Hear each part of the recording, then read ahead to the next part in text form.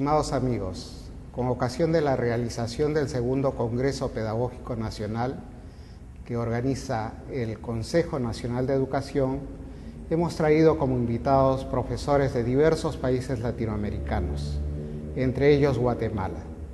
Nos acompañan dos profesores que trabajan en escuelas y en programas de educación intercultural bilingüe.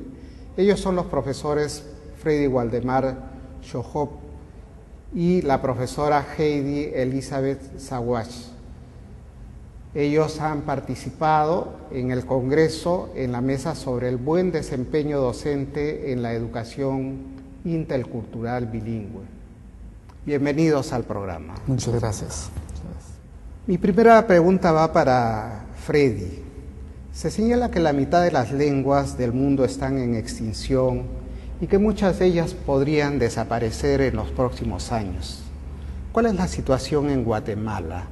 ¿Qué se está haciendo por preservar las lenguas locales? Ya, muchas gracias.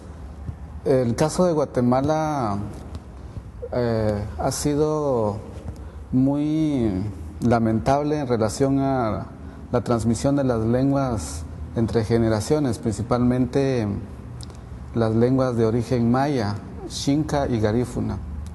Se ha tenido la idea de que hablar una lengua indígena es motivo de pobreza, es razón de discriminación y es razón también de resabio educativo. Entonces, la transmisión se ha interrumpido de generación en generación de forma paulatina y muy alarmante, principalmente en las áreas más urbanas. En las áreas rurales se ha mantenido con bastante propiedad, los padres de familia lo utilizan en su vida diaria, pero también es de hacer notar que la escuela ha tenido un papel fundamental también en el deterioro del uso de la lengua, de la vida de las lenguas.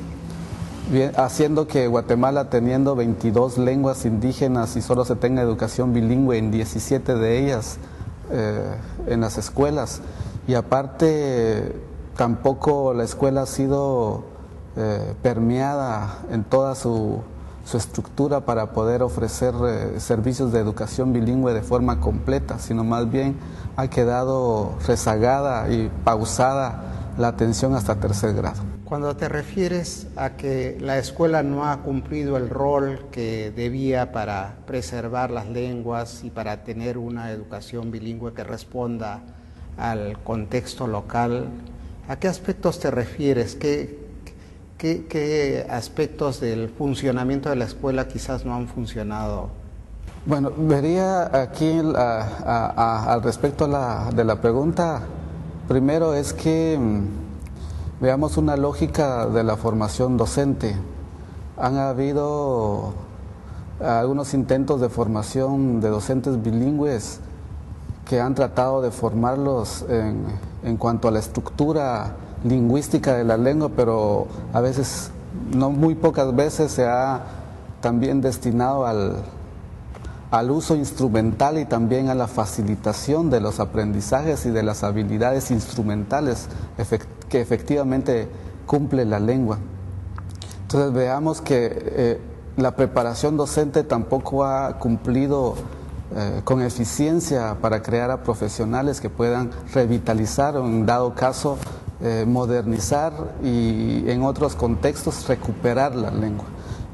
Un segundo plano, también vemos que la estructura del propio Ministerio de Educación, las propias escuelas la siguen de no brindar espacios adecuados para la lengua. No existen lugares exclusivos, digamos, que predomine hegemónicamente la lengua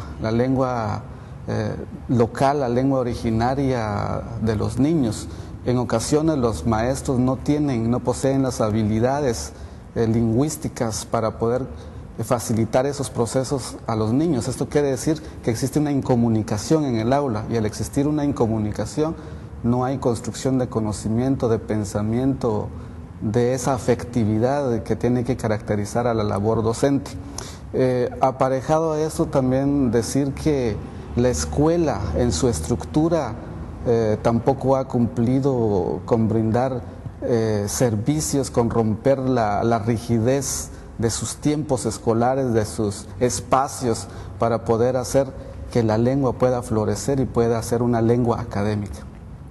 Heidi, tú trabajas en una escuela bilingüe que está ubicada en zona rural, tengo entendido, ¿no? Así es. ¿A qué distancia promedio está la escuela de los hogares de los niños? Está como a 3 kilómetros.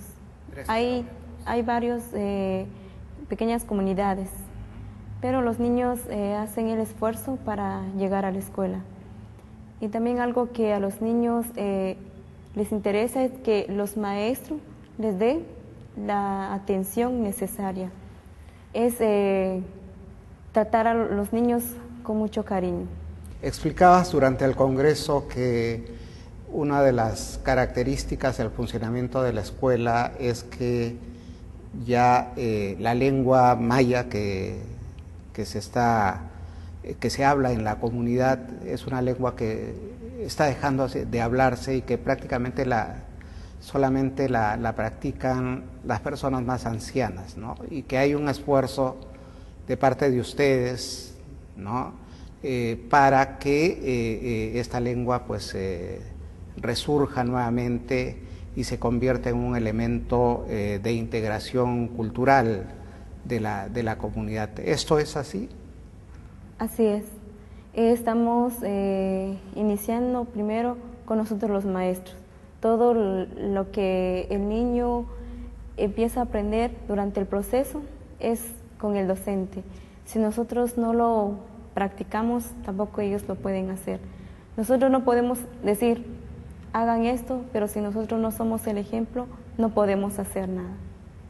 Y siendo un país que tiene 22 lenguas, señalaba Freddy, ¿no? Diferentes, ¿cuál es la política que desarrolla el Ministerio de Educación en términos de diseños curriculares?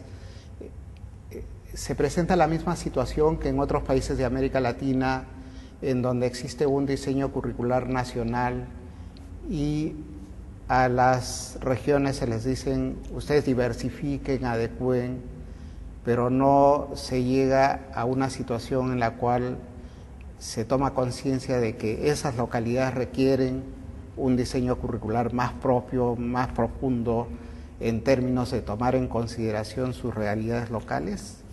Claro, es tal vez previo a contestar la pregunta, quiero puntualizar que en Guatemala se hablan 25 idiomas, 22 de origen maya, más el xinca, el garífuna y el castellano, que dicho sea de paso es el idioma oficial constitucional y también el idioma intercultural por de facto, o sea, de hecho.